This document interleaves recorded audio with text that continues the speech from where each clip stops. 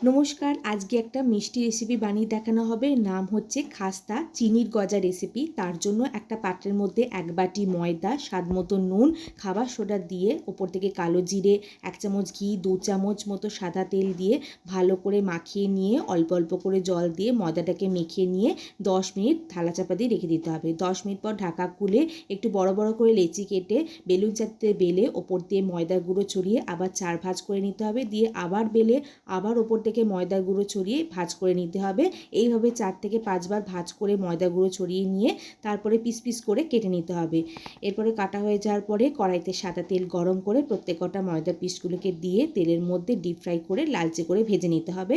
এরপরে আবারও কড়াইয়ের মধ্যে 1 বাটি চিনি, হাফ বাটি জল দিয়ে চিনির রসটাকে তৈরি করে তার মধ্যে ভেজে রাখা গজাগুলোকে দিয়ে নাড়াচাড়া করে নিয়ে শুকনো শুকনো হয়ে গেলেই নামিয়ে নিলেই তৈরি হয়ে যাচ্ছে খাস্তার চিনির গজা রেসিপি।